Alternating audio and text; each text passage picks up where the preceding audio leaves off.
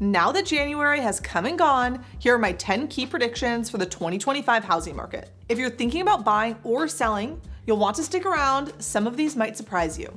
All of this data comes from economist Matthew Gardner. His insights are incredible. I'll link more of his work below, and let me know in the comments if you agree with these predictions. If you don't know who I am, my name is Chaffey Lakic. I'm a realtor in the greater Seattle area. If you're looking to buy, sell, or relocate, please reach out. All of my information is in the description. Point 1, listing activity improves. My first prediction is that listings will rise by 10%. After the year we had in 2024, the expectation is that more people will be looking to list their homes. The pandemic-driven demand and low mortgage rates led to a lock-in effect. Those same people that rode the wave of appreciation are going to be more willing to sell as mortgage rates ease. I expect to see more listings, especially for those downsizing or responding to return to office policies. Locally to us, Amazon recently announced a full 5-day-a-week RTO, which has significantly impacted traffic throughout Seattle. As this becomes common practice and more people return to the office, relocation is to be expected. I even heard some people's commutes went from 20 minutes to over an hour as a result of the Amazon employees returning to the office. I also think a lot of people who moved away from the city in 2020 and 2021 are going to be forced back closer to their offices. I do believe that this will make up a significant portion of listings this year. Point number 2, sales will rise in 2025. The second prediction is that sales will rise in 2025 by 5.6% in 2023, and 2024 sales were low as a result of 3 key points: low housing inventory, soaring prices, and high borrowing costs. Low housing inventory stems from my first prediction. People felt locked into their homes and did not want to sell, and new construction could not keep up with demand, therefore giving you the low inventory we are accustomed to. We've seen prices appreciate and inflate to absurd levels as the economy has been adjusting to all the post-pandemic challenges. In the general Bellevue-Kirkland area, you can pretty much expect roughly 10% average increase in value every year. So on $1 million house, that's $100,000 a year. Love it or hate it, as long as people are buying at these price points, homes will be listed high. Ultimately, the market dictates what the value of a home is. Remember when mortgage rates were under 3%? Back in 2021, borrowing money was easy and fairly inexpensive, with rates hitting lows of 2.65%. That's vastly different than the 6 to 7% we've seen over the last few years. Bear with me here. The expectation is that with new administration, rates will come down, which will make the cost of borrowing money more affordable, which will bring new buyers into the market, which in turn will drive sales higher. Point number 3, home prices have room to rise further. For all of those people saying the bubble will burst and housing market will collapse, sorry to say that the expectation is that home sale prices are expected to rise in 2025, but at a slower pace of about 3.9%. In 2024, prices surged by nearly 7%, driven by strong demand, low inventory, and falling mortgage rates after the Fed cut rates in September. However, as mortgage rates crept back up towards 7% by the end of the year, the pace of growth began to cool. Higher borrowing costs and ongoing affordability challenges will likely temper price growth this year. That said, slightly lower rates in 2025 combined with rising incomes should still drive prices upward. Nationally, the median sale price for a home in December 2024 climbed to $365,000. This moderate growth could give buyers some breathing room compared to the heated market of last year. For sellers, it's still a favorable time to list as demand remains strong even with slowing price increases. Thoughtful pricing and preparation will be key in this more stable environment. Point number 4, single family starts increase.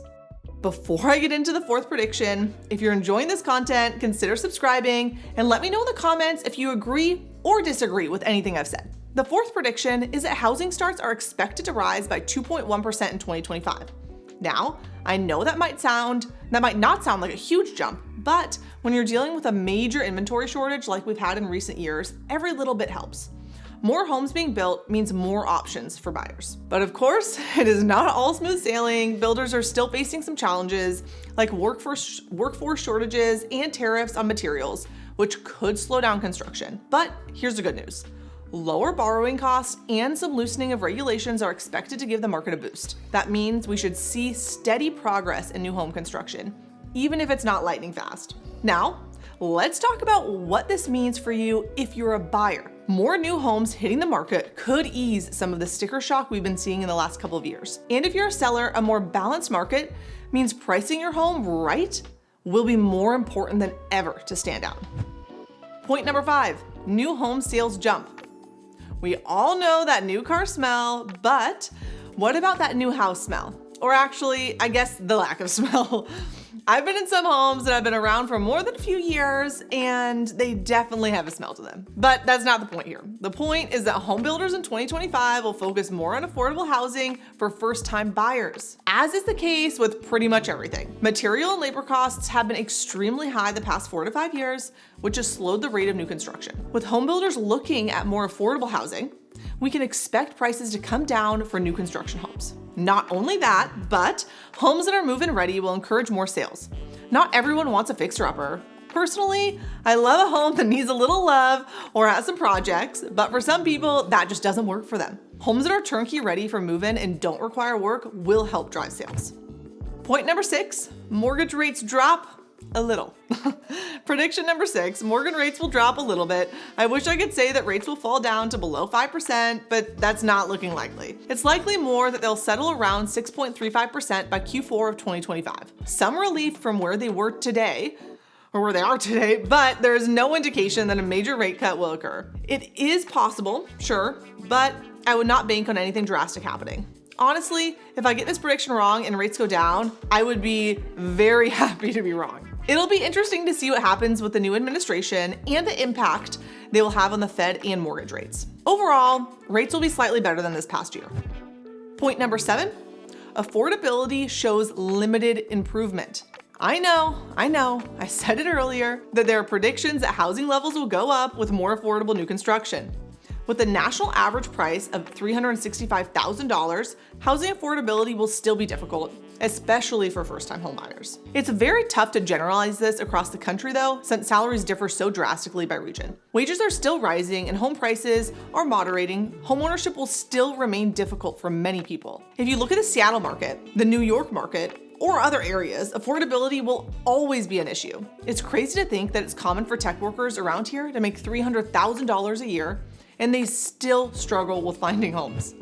Point number 8, foreclosure activity remains benign. If you don't know what a foreclosure is, it's a legal process that forces the sale of a home to cover a debt. This can happen when someone takes out a mortgage to buy a home and then stops making payments. Even though foreclosure filings are up slightly, strong homeowner equity means most facing financial difficulties are choosing to sell, keeping the actual foreclosure rate low. What this means in simple terms is some of the properties that would go into foreclosure, which can seriously impact your credit report, are choosing to sell their properties to cover the debts and relying on the equity they built from owning their home to allow them to carry on. As a result, foreclosure rates will stay below historic norms. Point number 9, Fannie and Freddie remain intact. This is a hot topic, but I do not think that the privatization of Fannie Mae or Freddie Mac will be successful in 2025. If you don't know what I'm talking about, President Trump and his administration have flirted with the idea of privatizing Fannie Mae and Freddie Mac. If you don't know what Fannie Mae and Freddie Mac are, they are two government institutions that buy mortgages from lenders who then have more money to help other buyers. Both were bailed out in 2008 and have been in a federal conservatorship ever since. Fannie Mae and Freddie Mac play a central role in the US housing market as they guarantee nearly half of the country's $13 trillion in home mortgages. Their importance cannot be overstated, and effects to privatizing them would face significant hurdles. One of the major challenges is the massive capital raise that would be required. This process would likely take years to complete, making any privatization efforts a long-term undertaking at best. Additionally, the lack of bipartisanship in Congress would further hinder progress towards privatization. Proponents argue that privatization would reduce government liabilities and generate significant federal revenue, while critics warn it could raise mortgage rates, reduce access to credit, and destabilize the housing market. Investors, including billionaire John Paulson, anticipate significant profits if the transition occurs. However, the plan faces hurdles as it would require congressional approval, which is uncertain given the current political landscape. And to point number 10, 2025 forecasts could be off by a lot. Major policy changes could dramatically shift forecasts. If the incoming administration enacts significant new policies, the housing market could take an unexpected turn Stay informed and be ready for surprises in 2025. Everything I've covered in this video is based on predictions from previous years, industry experts, and heavily depends on legislative intervention, or the lack of. The new administration has shown that they are working on various fronts throughout the government and are slightly unpredictable. It'll be interesting to see what happens this year, and who knows, might need to do a 6-month review to see how these predictions are holding up. So there you have it. These are the key predictions for the 2025 housing market. But remember, things could shift fast depending on new policies. If you found this video helpful, don't forget to subscribe. Let me know in the comments which of the predictions you think is most likely to happen and which ones you disagree with most. Thanks for watching, and I'll see you in the next one.